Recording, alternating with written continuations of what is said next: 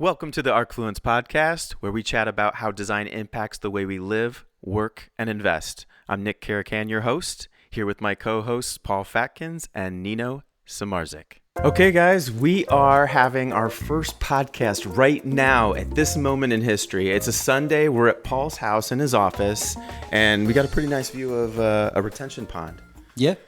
Nino. It is retention or detention pond. Now, question for you: is it retention or detention pond? Oh no! Oh, why don't you tell us about that, Nino? It's my favorite line that I use for the last 20 years whenever I don't actually know something, and Nino has the answer. All right, so this is an architecture podcast, but we're going to actually talk about how design impacts the value of property, the function of property, the way we live our lives, and how we can live a more fulfilled life and develop a more interesting culture by thinking about design and implementing it in traditional, new, and interesting ways. Does that make sense? Yeah, it does. And how long have we got? I think this is just going to be like a get to know us. We've known each other for almost 20 years. Oh, man, yeah. I don't even want to think about that. It's a long time, right? Yeah. When did we meet? Since 2007 in my case, I will say. I met Paul a little before you made it to Kent. I think it was 2005, Paul? I came in 2003.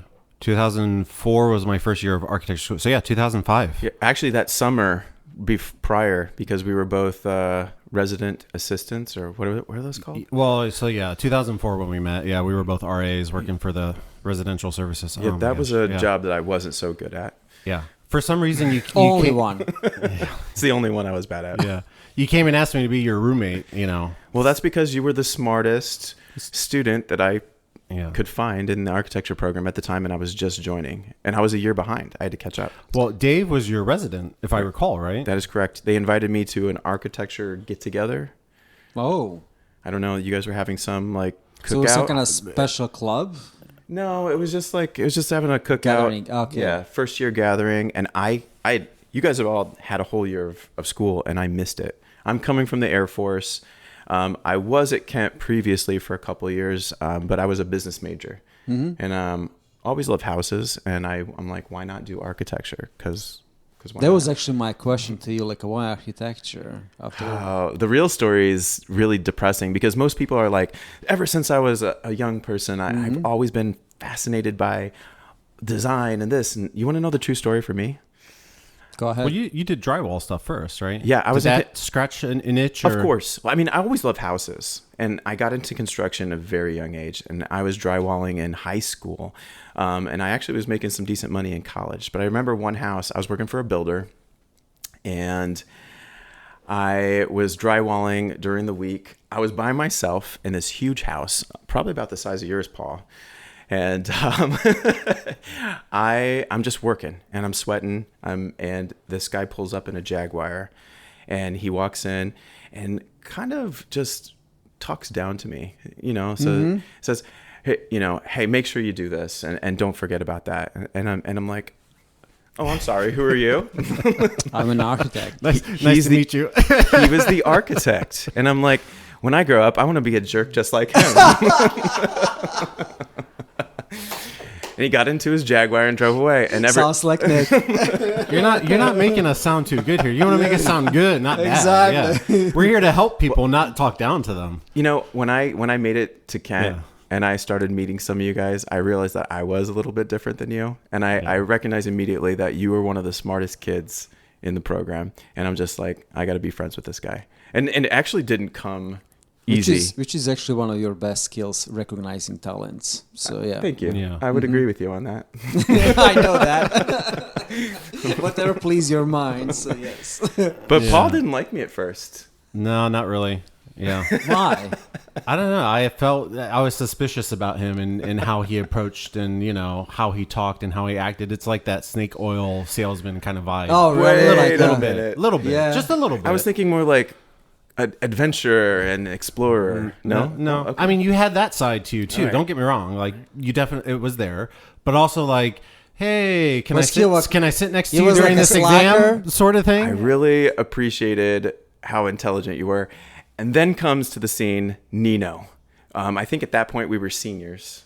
Yes. Because I came in basically your second year, and I had to do that. I had to do first year in that summer, first year Yeah, studio. you met Nino though during our junior year, I think, right? Because he was there for a little bit already, or no? No, I No, he actually. So right off the gate, he went in. Yeah, you went to the dean to like advocate No, for him. no, no, right? no. We actually, the first time we met, it was still like a fourth year studio, I believe, at Dalton's, and it was like first time I arrived in the 3 Tower. Before of that, I already get like a 2 parking tickets, so I was like a lost in the space and time.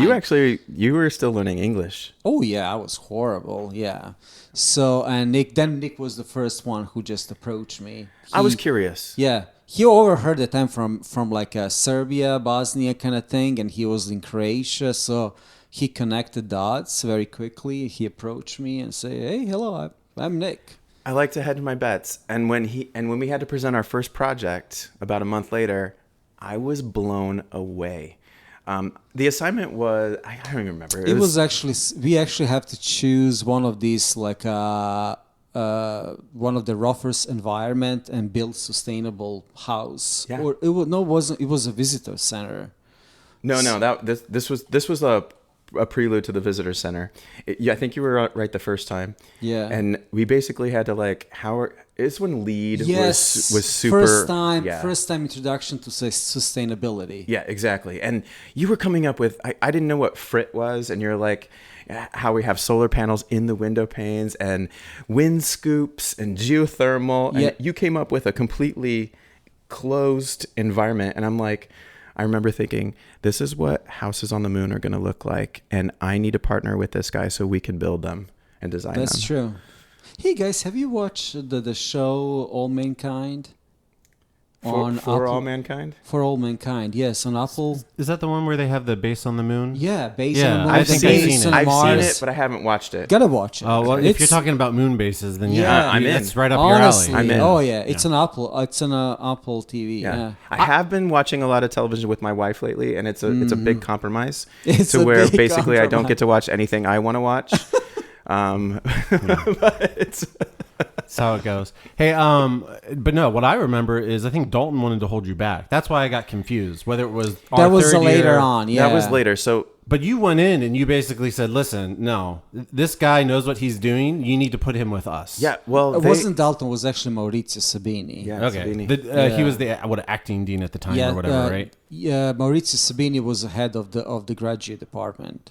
I forget all the little details of that, but basically, like, they wanted to hold you back a year because of your English, Yeah. not because of your skill because you've already had the education overseas. Yeah, it was like two things in a mix. At the beginning, I was interested in urban design, and the only spot they can actually give me was like to go with the third year studio and go for urban design, and I was actually I signed in. Then you actually called me on the phone and was like, "Hey, buddy, what's going on?" Like, well, I just being assigned to the third grade studio for urban design. Couldn't believe it because he's clearly was like way behind where I was. And I'm like, if I'm going on the graduate program, you certainly should be. Yeah, he was way beyond everybody. It's like you looked at what he was producing compared to everybody else, and it's like top class. You taught. I did You for taught 1 year. Yeah. in Bosnia. Yeah, for Actually, 1 year in Bosnia. Yeah. I know this is probably a long background story for all of us, but could you talk about so I remember winning at Geography B in third grade. Yeah. About Yugoslavia Yes. going through civil war, and you grew up in it. Yeah, in the middle of actually probably the worst part of Yugoslavia, which was the Bosnia, and Bosnia was like they always call it like a Yugoslavia in a microenvironment. You know what I'm saying? Because you cannot really draw the line between different nationalities. Everything was mixed. You even have like a mixed marriages, and it's crazy how I think the worst war is a civil war. When you see neighborhoods dividing, putting the lines between them, when you see the families, marriages falling apart because of this new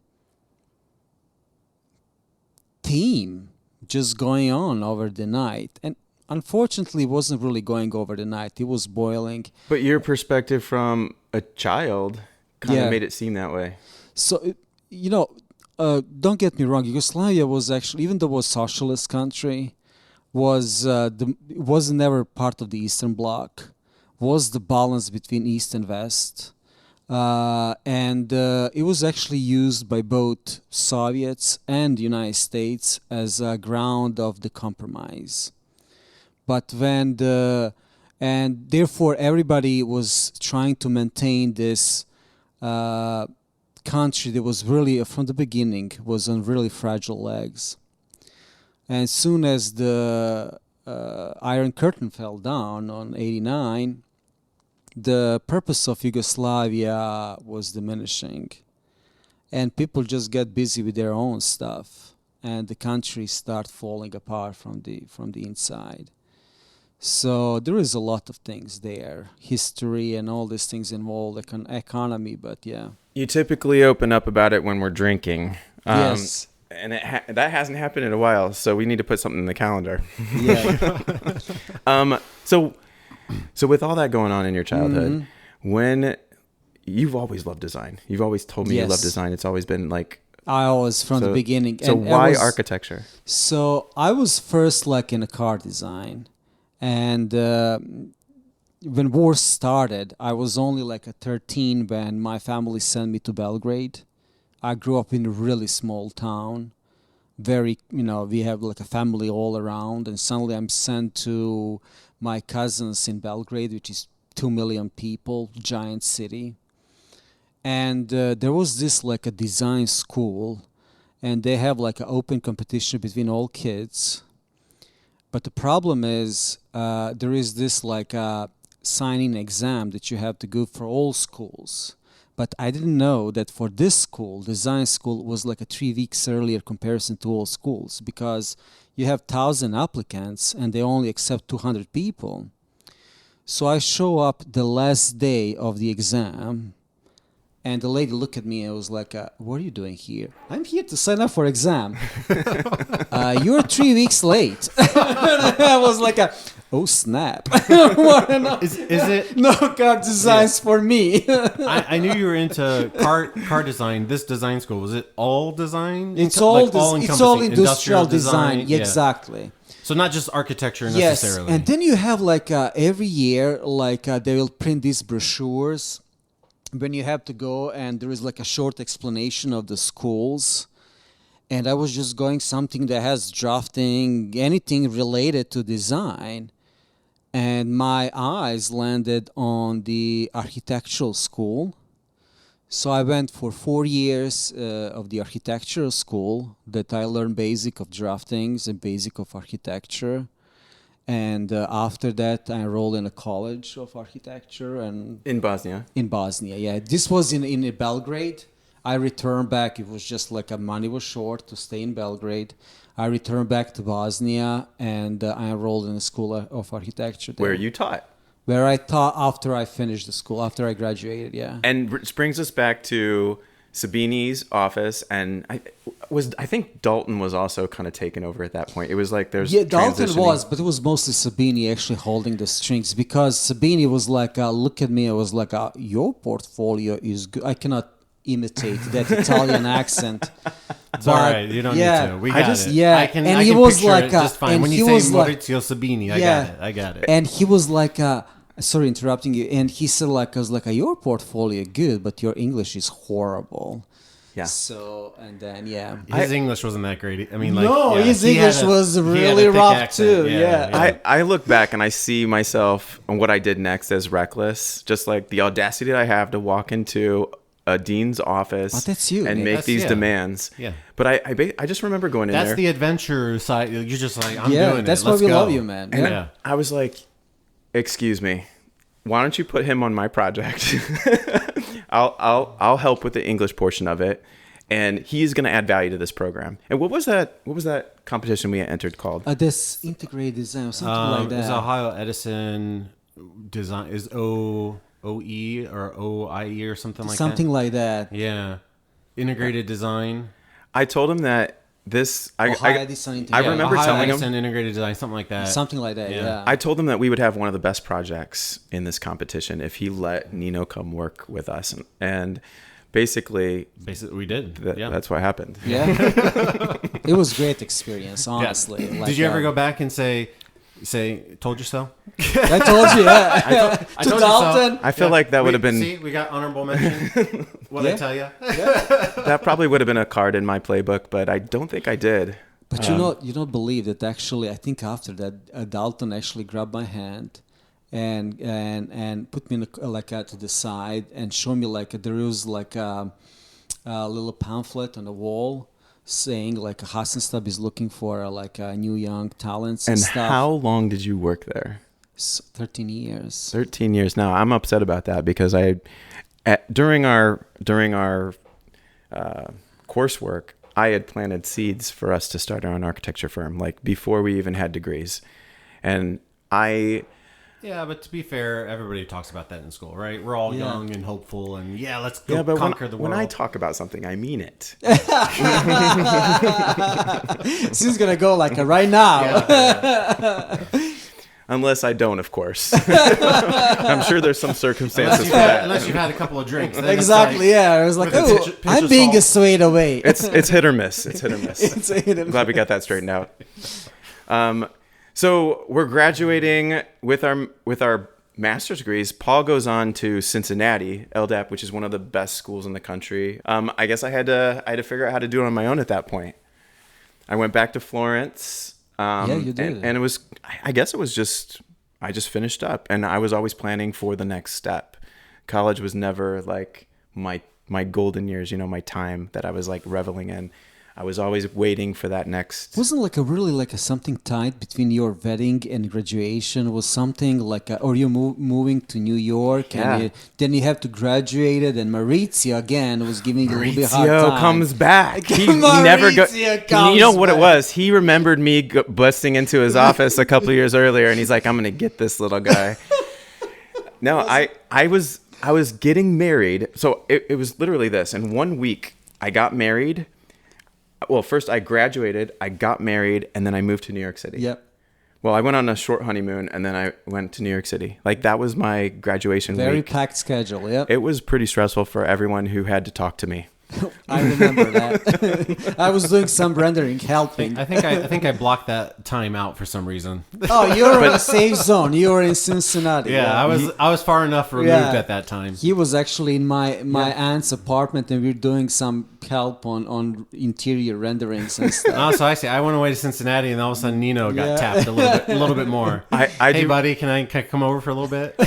I do remember this though, because you were both in my wedding, and I went to Sabini's office, and I'm like, hey, look, because he was actually my studio professor at that point. Yeah, he was, and he was a graduate program lead. Yeah. And he's like, if I need you to get an A, because I was actually, I had a 3.4 in college, 3.3 in undergrad, or 3.2, something like that. I wasn't a great student, but I remember telling him, I go, This is what I think we should do, because I think changing this isn't going to have a very big impact. And I go, and I'm not doing anything else. And he just looked at me and didn't say anything. And I go, if you need to give me a B because of that, that's fine. I understand. I just remember guiding that conversation. It's Maurizio. And guess what he gave me?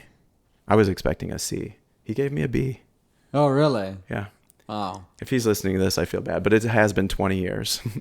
But actually, I did one after that. After all these troubles with Sabine, you really have to prove yourself, especially if you're foreigner, because he came from he's not born in IC, he came from Italy. But I did I forgot what was it was actually one of these research stuff I did. He gave me A, and then after he gave me this grade, he asked me can I use one of your materials for a part of my presentation and stuff? Will you allow me to do that? It was oh yeah, no problem. So I was really pleased that after all this trouble starting, we end up on a high note. You know what I'm saying? And later on, he actually was whenever I asked him to give me a recommendation for application for a job, he said, no problem, I'll do that for you. Yep. I wonder what happened with like I had a few projects too that were like pulled and they do whatever with them, right? Like after the final's done, you turn in the project that they're like, okay, go home and get your sleep. And then they do whatever for the evaluation. But yeah, there's a few, I think, projects that I got taken too. I wonder if they still have them somewhere at Kent State. Probably, we can go dig through the archives. Maybe. Hey, there's my model from 2006. Hey, listen. Why don't we take a field trip, go back to Kent Yes, State? and do exploration. Knock on the door. Hey guys, we want to see our models. Where are they? Do you know what was? We want them back. Do you know what was my satisfaction? It was like one of these younger kids get hired in Hassenstab, and he's like an approach to me. Like after several months, and he actually learned a little bit more about me, and it was like, "Hey man, I recognize your renderings in a dean's office." I was like, "Oh, that's cool." So yeah, that's good stuff. It's the same thing. It's like people above, people below in the program like would know who I was, and I'm just like, who are you? Like, how do you know? The same thing. That's it was good like, stuff. Yeah. No, this is And good. who's that handsome person that's standing next to you always? It's more like girls recognizing. All right, so I kind of want to just stop us here for a second and say, Well, we gotta get to my origin story here. we're gonna go back. We're gonna go back. It's like the movies where they fast forward and then rewind. And Yeah, fast I like forward. that kind of movies. Yeah. So today we own an architecture firm together, and we do commercial, residential, all kinds of awesome stuff. And we're kind of just getting started, but we're finally getting to realize that dream that we talked about when we were in school together. Yeah, and to be clear, we're getting started with the firm, but we've been around for what, 20 years working? Exactly. Out of school, 20 years working on stuff. Well, for other together, people. And I started For my other own. people. Yeah, I started And my together, company. Gosh, it's been 9 years now, and I was always in residential, right? And I always enlisted the both of you to help me get the job done. You guys have been doing, drawings for me for years and years and years, and kind of, I've been moving us to this point. We're all in the same city. Yeah. Remember when? Thank to you, Nick. Yeah, remember when you were in Chicago, Yeah. I was in New York, and you were in Cleveland, Yep. and now we're all in Columbus. Now we are in Columbus. Thank to you. So that's that power you have to put good pieces together and run stuff. So Thankfully, we didn't listen to him at first because he wanted us all in New York. yeah, exactly. Yeah, I think we could have made it in New York. If we can make it there, we can make it anywhere. Yeah. That's kind of like I was thinking the same thing. So, but no, it turned out to be good. Yeah. I love Well, Columbus. interesting it's a growing enough- market. Very growing. Stuff yeah. happens for a reason, right? Yeah. We're all here for a reason. And just like Nino said, like right now we're in a different place, right? Mm-hmm. People from the coast are moving to the Midwest. Columbus. Everyone has their eyes on Columbus. The crew just won the championship for soccer. There we go. I mean, we're becoming. We have infrastructure. We have businesses. We have the new Intel plant coming in. Was it like 17 different headquarters are now moving their headquarters to Columbus this year? Just tons and tons of growth, population growth. A lot of exciting things happening. So with that said, let's go back now. You guys come to my wedding. I get married. I move to New York. We graduate. Nino stays in Cleveland, and I pester him for years and years and years to come to where I'm at and let's start a firm together. Paul, the same thing with you. But you ended up going to Cincinnati. Why don't you? Yeah. I wanted something, coming out of Kent. It's like, yeah, I could do what you did, Nick, right? They were going to give me money to go back to Italy, go back again for another 6 months. And loved it. It was a great study abroad experience. But it's like, it's the same people. It's the same, classmates, teachers. Like, what's new? What's different? What's challenging? Nothing, right? So it's like Cincinnati gave me that release valve to explore and challenge myself and meet new people, make new connections, and go to one of the top programs in the entire country. And have an internship, a program that is second to none. And it's like, not only did I get my education there, but yeah, they had their internship program. So I ended up in New York before Nick ended up in New York. And I did my internship in New York. That was the first one out of the gate. And then after that, I went to New Mexico for a time being, where Nino came out. Taos, beautiful little town. Did some rock climbing on the side of the mountain and said some prayers to the good Lord. First time I ever climbed 75 feet. It was scary. There was a lot of quivering in his prayers. Yeah, you got about 5 feet up. Oh yeah, that was like 5. Like I could touch your leg. Yeah. And I'm like, Nino, you're good. You can keep going. Okay, you sure? Yes, we got you. What was the fellow's name who was actually holding me? Rory Belichick, something, or Belichick. Rory told me like Belichick's the if Patriots you could coach. figure out, similar. he told me like if you could figure out 3D Studio Max, you can actually climb this thing. Yeah. So, and I started like a step by, oh my goodness, it was such a. It's like that movie with Baby Steps with Bill Murray, right? You know what I'm talking about? It's like baby steps. I can do it, just baby steps. So yeah, slowly. Yes, I do, Paul. Yes, I do. I don't know. It's a classic. But anyway, he was inching up, and yeah, eventually you made it like 75 feet. Around 75 feet, and I was looking down, and people will actually and this is actually cliff right at the side of the road, and people will actually stop with their cars, and they're staring at me, and I was like staring back at them, and I was like this is pretty high. It was like, I think I'm gonna go back. So yeah, it was thrilling experience. Yeah, it was great, and that's what I loved about it. Right, I got to go to New York and get a wonderful experience there. Really challenge myself. Go out to New Mexico. Something else happened in New York. Well, yeah, I know. Whatever happened in New York stays in New York. Yeah, okay. that's later in life. Are we talking about you getting engaged or my 30th birthday party? A lot happened in New York. Let's just say that. Yeah. But and then the last one was in Ohio, so it was great stuff. But yeah, I had a little, like, my introduction to architecture, right? I was in high school. I really wasn't that great of a student. I didn't know really what I wanted to do. And then there was like this. You weren't really great, the student? No. Really? So yeah. So I was great once I got into college and I woke up a little bit. But in high school, I'm like, this is all a joke. Like, this is stupid. Like, I never studied. Not challenging for you. Not challenging. Like, I'd show up and take the test and do okay. I was like a B student, but I never studied. I never did homework. I never did anything extra. I could like show up and just take a test and get like a B and be fine. Yeah. That is awesome. And I just didn't care. I know that. Yeah. But it kind of bit me because when I discovered what I wanted to do, I'm like, crap, I need really good grades and, really good background in math. And yeah, so you have to be good in system too. Yeah. That's why I started as a business major in college, because I just wanted to get out in the world. So it was similar. Like, I started in some other major. I forget what it was. It might have been business, something like that.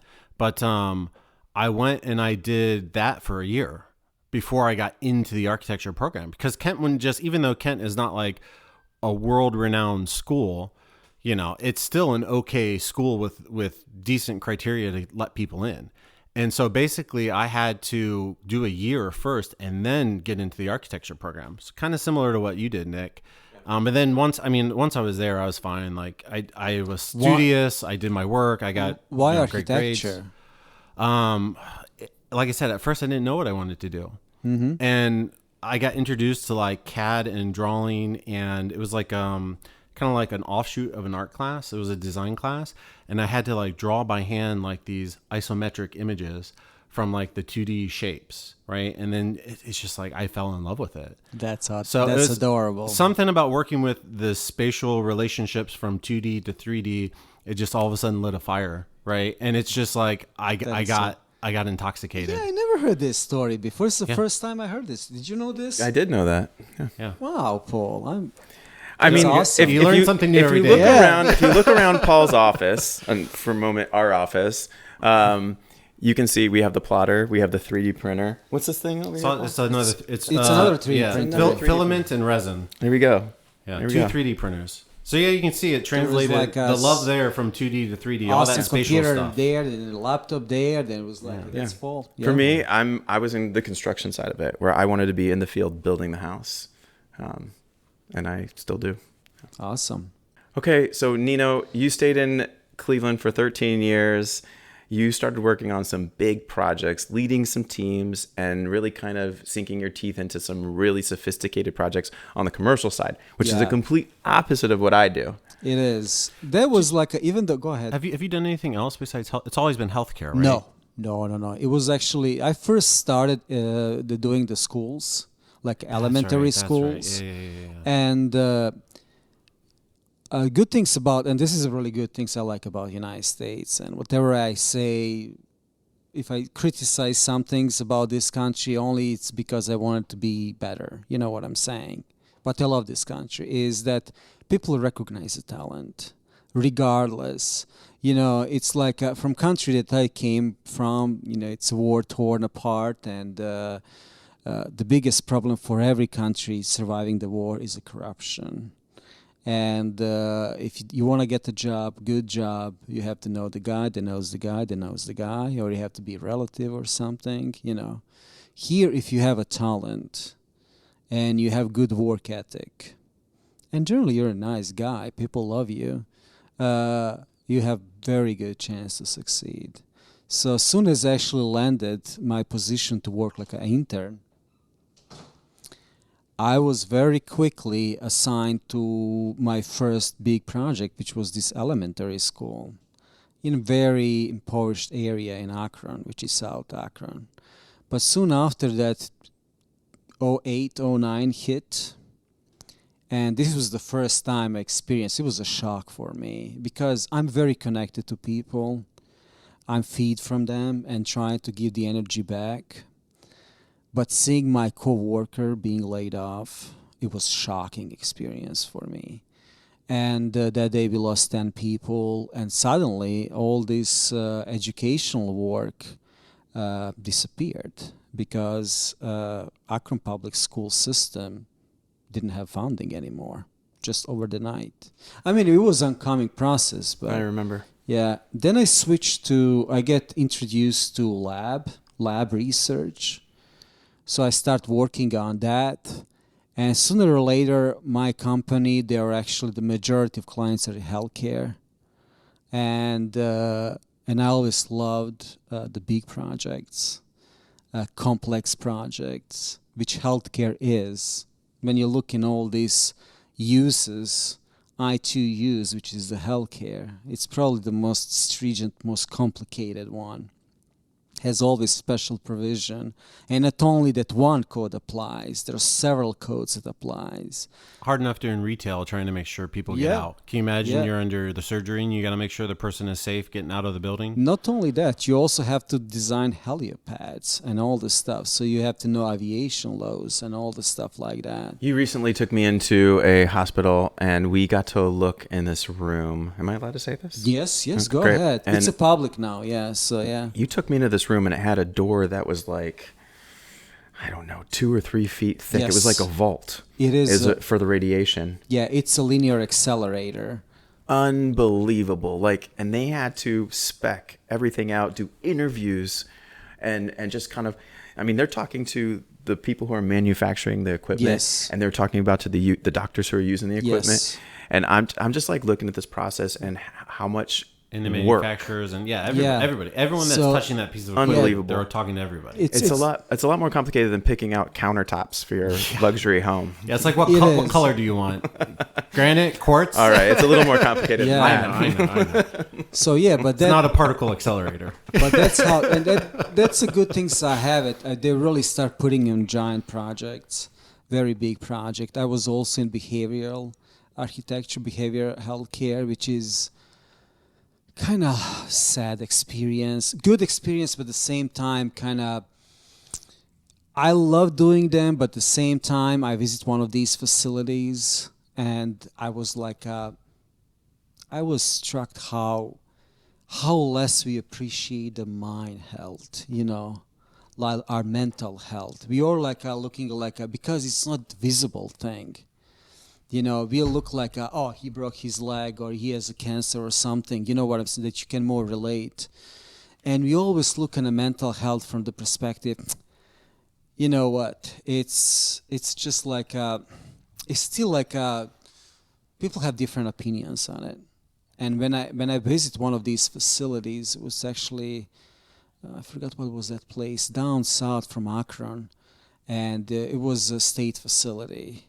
Really, you know, strike me like how important role now you have designing architecture for these peoples, because there is no one unified formula. So all these people have different mental issues, and you have to design the space to fit them all.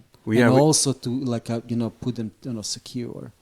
Unless you have that firsthand experience, whether it's a family member or something like that, you don't really think about it. No, you don't even appreciate the people that do putting themselves to help these people, and many of them is just mystery of the brain. Yeah, I mean, I think we're seeing a new kind of era of architecture, even in the residential side, where this accessibility, right? So yes. it's not like, oh, we're ADA standards. It goes almost beyond that. Beyond that, we're talking about just the aging community, accessibility in general, even taking into account on how you feel. Like if we are furnishing a short-term and mid-term rental, we're putting weighted blankets in our units, and we're being thoughtful about the wall colors that we're choosing. It's really kind of impacting the way we live in terms of how can we not just add value to the property, but how can we add value to our lives and the experience you have when you're in that space. Enrich our lives, because when you see data, majority of our time we spending in closed space. All right, let's get back to you, Paul. I kind of want to know a little bit about your journey before we kind of bring this all together and while we're here. So you go to Chicago, you start working on some big residential projects, but towers and kind of out of Cincinnati, right?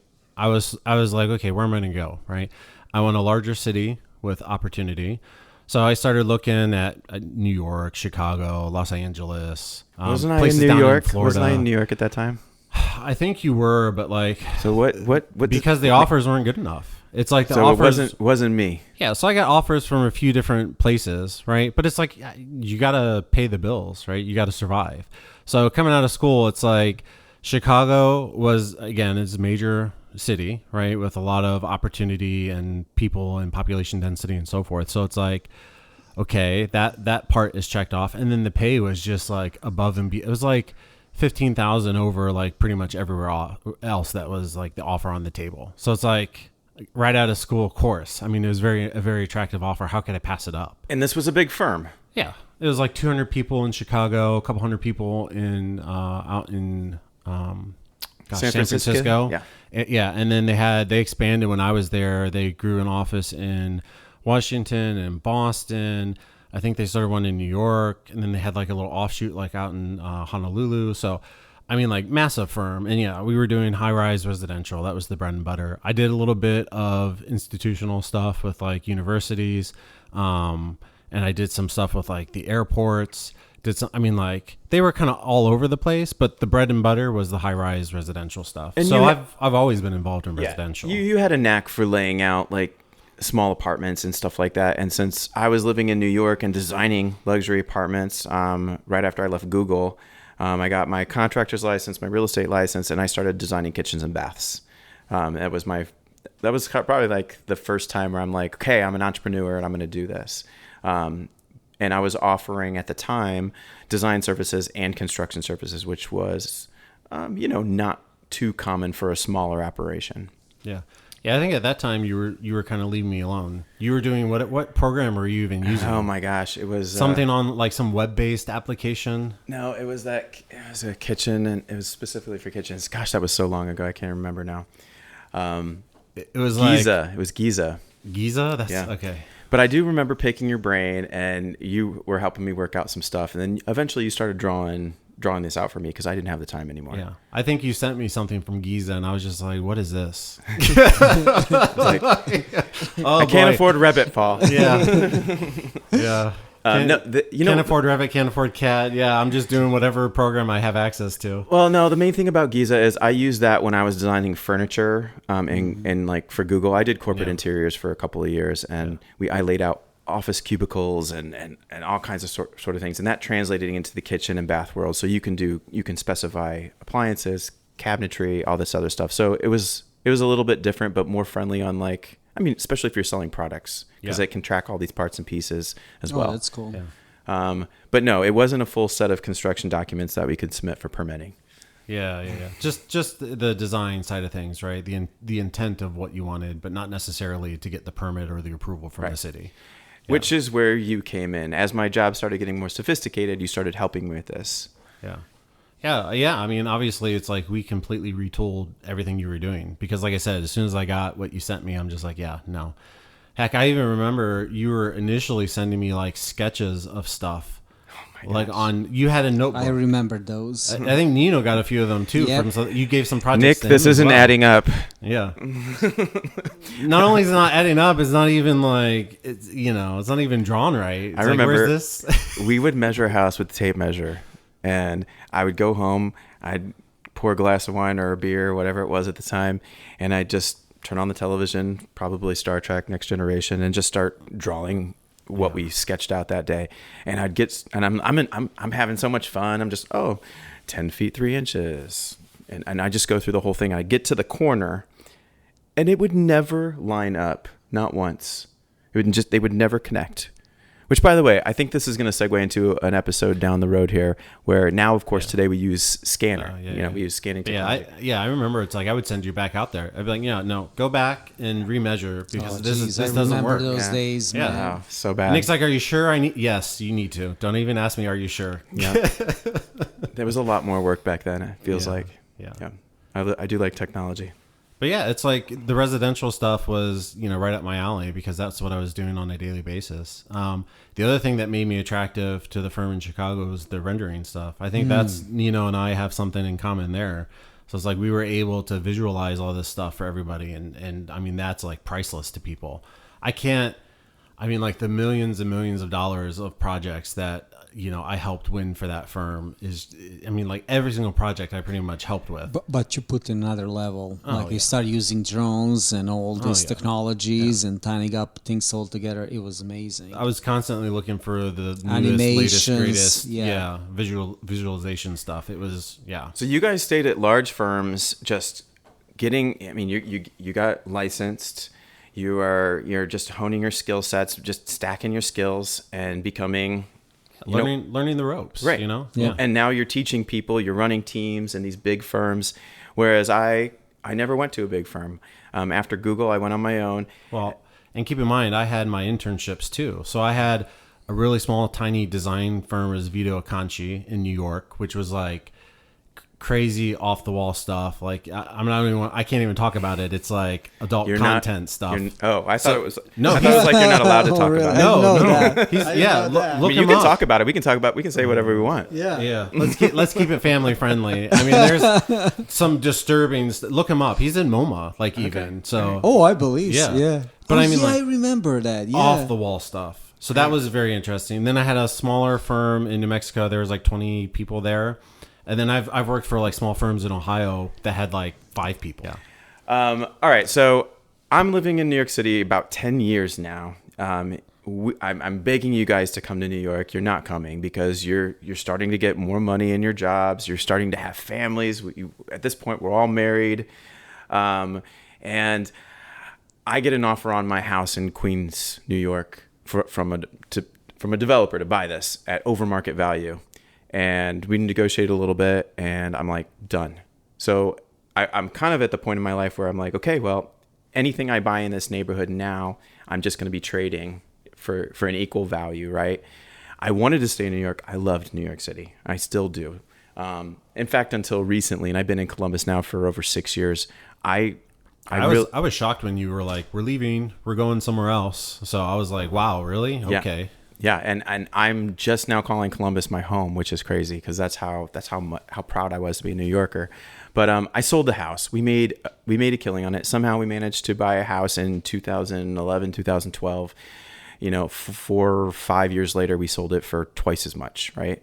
So I have a little bit of cash in my pocket for the first time, paid off all my debt, and we decided, well, we're going to move, we're going to travel, and we're going to see what's out there. We bought an RV. We investigated a number of different cities. Of course, I'm in Seattle and Denver and Austin, and Sarah and I are just having like, oh, this is going to be so fun. It's when you had your RV, right? Yes. Yeah, I remember. And I remember the Christmas card where it's like, Crapper's full. Yep. Yeah. The correct verbiage is shitter's full, Paul. Shitter's full. Well, whatever. You were in your bathrobe, I think, too, in the picture. Whatever it was. It was a Christmas cute, vacation. I know it was. All right. it was a cute card for Yeah. sure. It was a cute I'll one. have to dig that up and send it to you. Yeah. I almost forgot that. Now I remember. We'll It was post good. it on Instagram if you find it. Right. Yeah. We'll put that in the link too. Yeah.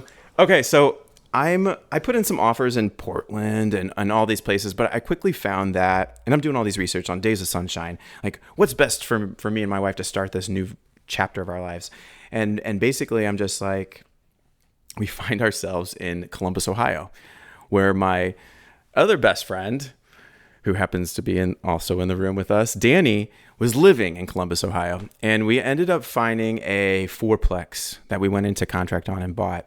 And our plan was, we were staying in our RV in a campground, and our plan was just to get this fourplex up and running, get it rented out, and then move on to the next city. That was going to be my life. I was just going to travel, buy a place, fix it up, get some renters in there, and move on.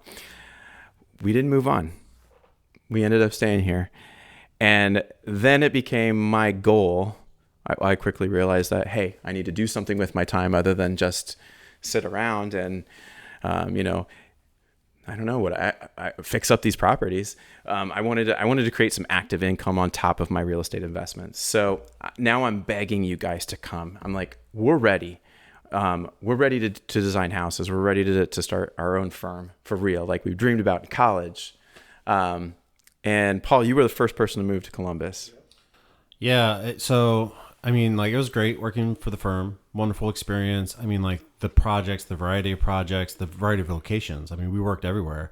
Had towers all across the entire country, even out in Hawaii. We had a bunch of work out there too. But it's like at the end of the day, it was a grind, right? You're that cog. It's a big firm, and you're kind of feeling like a cog in the system, right? Not getting the attention you deserve and the respect you deserve, no matter how much effort you put into it.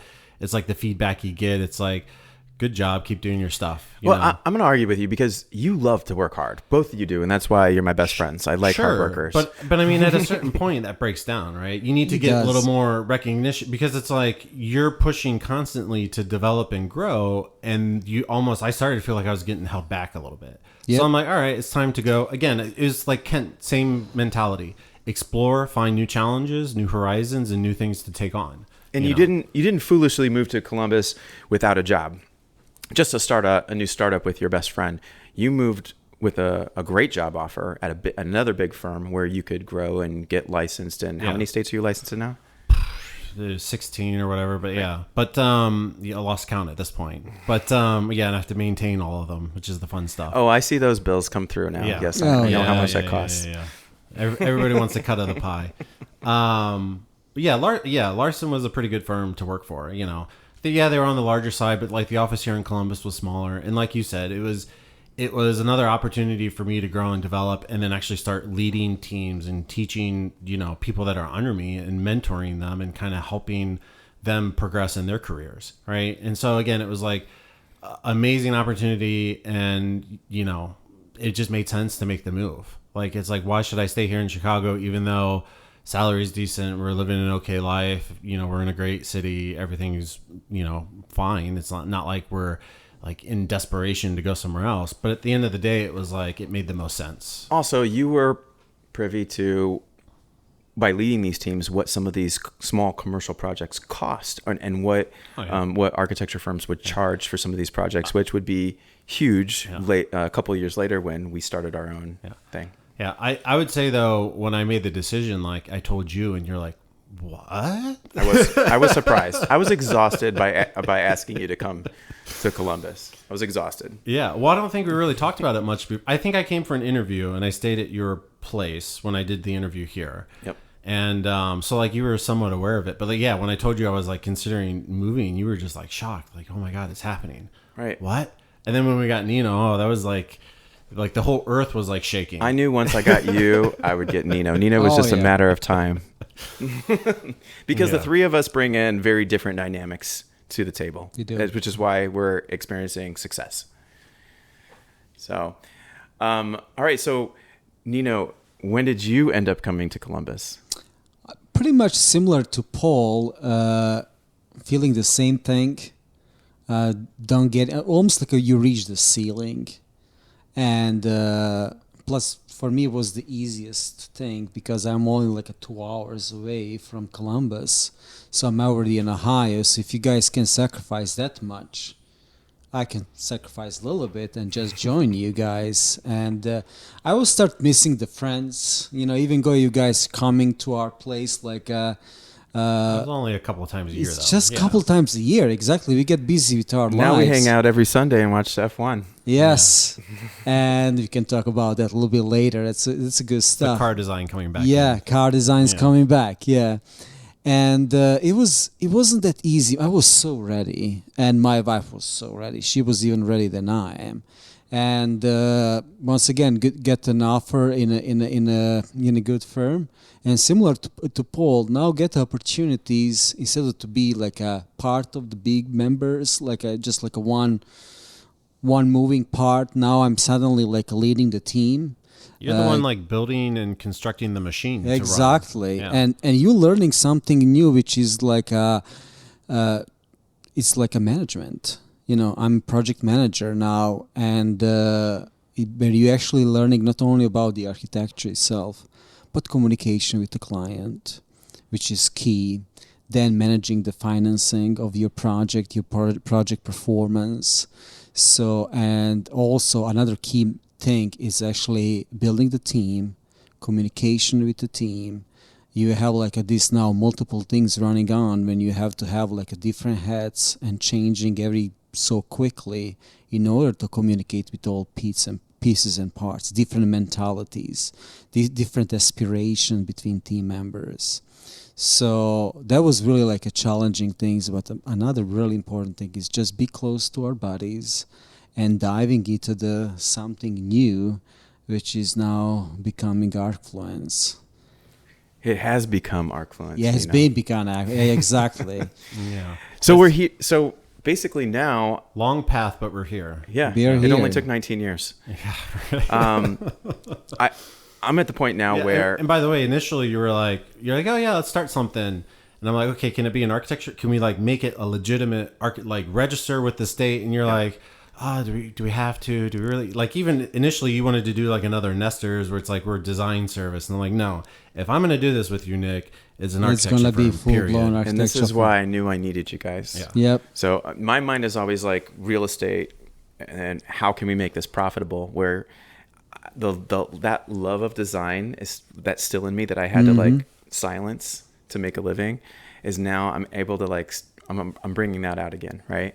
And typically when you look over like all the architecture firms that are out there, like residential, specific architecture firms, they're small, right? You don't see these large residential specific firms. Yeah. So I knew we needed to kind of have a couple different niches that we're specialized in, which requires different mindsets, different talents, and a team of people. So I started forming that and creating that over the years so that we could get to this place.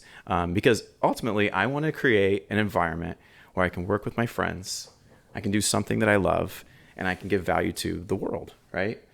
And we're starting with Columbus.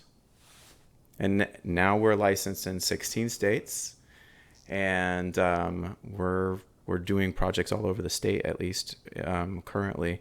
And we're getting some bites, and we're even looking at like a job in Hawaii and Yeah, New I York. gotta follow up with them. Thanks for reminding me. Yeah. No, I think this is really good stuff because firm is here. It's Arcfluence. Both of you guys fully involved. Hopefully, I'm gonna be fully involved soon as I build up more client base and bring a little bit some different flavor to it. And now we're actually exceeding the residential. We're actually moving to different commercial fields as well. Yep. And can you guys tell more about Arcfluence, the goals of the Arcfluence and goals of this podcast? Yeah. Hey, Nino, that's a great segue there. Yeah. I'm impressed. What I really want to talk about, and I think what we really want to talk about is this is not going to be a podcast from architects to architects. This is going to be a podcast about design to consumers and people interested in architecture and design, and how we can add value to your personal home. Yeah, but architects can also listen in. Of course. It's Yes. just, it's not specifically tailored to an architect, from an architect to an architect. No, Yeah. absolutely. Also, I know a lot of architects and designers who may work for a firm and have, something on the side that they do. Yeah. Yeah. This is going to help them as well. But we want to make your primary residence better. We want to have those conversations. What are the positive and negatives in terms of functionality and value? I mean, let's talk about strategy for your property. Maybe it's a rental. Are we going to do a long term? Are we going to do a midterm? Are we going to do short term? There's different design aspects to keep in mind when we're space planning, when we're doing the interior design, and when we're furnishing. Yeah. But to be honest, not just residential. I mean, architecture is architecture. Yeah. Whether it's a house or a hospital or a retail space where you're buying something. Exactly. The things about value and design all come onto the table. I mean, it's a little bit different when it's your primary home, but again, it's the same thing. If you're talking about design and value added and et cetera, et cetera, et cetera, it's architecture. It all applies. Well, there's also a lot of opportunity in Columbus right now and a lot of other cities where, there's these mixed use buildings, and maybe there's some hurdles we have to overcome, but maybe we want to invest in a small building for our future office. Yep. But how are we going to make that viable? Well, maybe it has a second floor that has an apartment, or maybe we can convert it to an apartment. Maybe we can Airbnb that to make that now a viable, something that's more self-sustaining rather than a liability for us and something for us to worry about so we can conduct our business. Yeah, I think residential has been our base, right? So I think that's going to be one of the definitely primary drivers of what we are here in the beginning stages. But yeah, I see it a little bit of a broader picture beyond residential. Absolutely. But I think having that commercial base will gives us some insight to accessibility for residential. Yeah.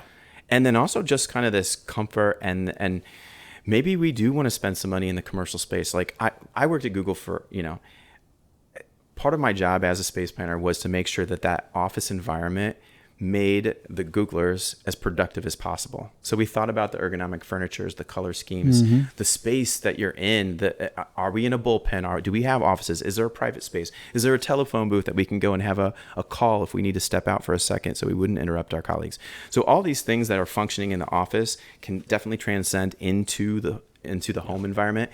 And now post-COVID, we have an environment where a lot of us are working from home at least a couple of days a week. So we need to take all that into account and kind of plan for it. Or setting your office up for a podcast with your buddies. There you go. Exactly.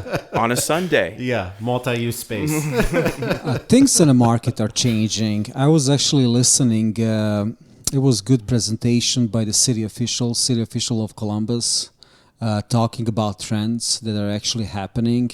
And the major thing was actually now this switch from the zoning to the mixed-use environment. Yep. And this ambience of the neighborhoods and what the different neighborhoods in Columbus are actually requesting and looking for. He was talking lack of the residential space, and also he was talking about how in some neighborhoods makes no sense to force having commercial on the first floor, but actually designate that space for residential as well. Security and all this stuff, eyes on the street, and just creating the vibe, walkable neighborhoods, which is the new approach. Marie finally saying goodbye to modernism in creation of the city, when we have everything divided by zones and we have to sit in a car to go from the zone A, B to C. Now we should have everything within the walking distance. We need to weave. You need to have, so like in New York City, sometimes I wouldn't leave my block. Yeah, because everything is there. was there. It's all there. Everything is there. But if I wanted to see a friend or have a new adventure, I could easily do that. Yeah, I mean, that's a process. It's going to take time. It's going to be hits and misses. Some neighborhoods will thrive slower. Some of them are just like a takeoff, like over the night. It's hard to stay ahead of the curve, but more you know and more that you learn, especially in this podcast, you're going to probably keep you on ahead of that curve. So yeah, it's not all just going to be backstory. The next one we're going to get into design and how it I think we'll do What's the second one that a we're doing here, general Nick? value add on how to make your property better depending on what the function of it is. And then we can dive deeper into those categories by bringing on some guests who are leading those industries. Yeah. So yeah, I'm excited for this. I think it's going to be a great podcast. We're going to get into a lot of different areas and topics. It's not just going to be residential. It's not just going to be health. I mean, it's going to be everything, right? And it's going to be, again, it's like how you're bringing value and different insight and different opportunity into architecture and what we do. And also, you can hear some funny stories that we actually experience from every days, like working in this field. Nick have plenty of them. Oh yeah. Yeah, and I'm excited to communicate our different perspectives of it because, Nino, you're a very, very talented but emotional professional. Yes, I am. So that translates differently than Paul, who's super productive and super efficient and super logical about how we look at spaces. So, and then I always have, I'm looking at the business side of it. Yep. Like, how is this going to be? How are we bringing value to this? So, and you will see, you will learn a lot. You will learn from the trends that are actually happening in a city and nationwide. I don't want to say in architecture, but shaping the space. And also, you're gonna learn. And if you're in this business, you will learn. You already probably know that all these legislations and requirements getting more stringent. You will see trends that'll be one or two of our episodes too, talking about some of the requirements that everybody's now facing, and you will see the trends that what you actually seen in commercial is start peeking into the residential. Exactly. I mean, I remember when I first moved here, and we probably should end with this, but when I moved to Columbus, I was able to submit for our first flip that we did with a hand sketch drawing. I couldn't believe it. Yeah. And when say napkin sketch in architecture, literally like on a literally, yeah. And today we're at the point now where we're showing appliance equipment placement, clearances, GFI. Heck, even when you have approval, they roll the approval back and they want you to document more. Exactly. Do you have LVL beams? Now I want a calculation for that. Yeah, a letter from an engineer. Exactly. We even have to do load calculations now for all that. And you will see having the LVLs. It's actually the market response for people looking for just bigger open spaces. Do we want to say what an LVL is, just in case someone doesn't know? Sure. I mean, if you want to. Paul, go ahead. It's basically engineered beam. Yeah, it's laminated engine. Yeah. So technically, you don't need to stamp your residential floor plans yet, but we're coming to a point where it's quickly going to be needed, or at least it's going to be so sophisticated that it'll be necessary. But in terms of like standard construction, which is dimensional lumber, like a 2x4 or whatever, we can frame out a house like that, no problem.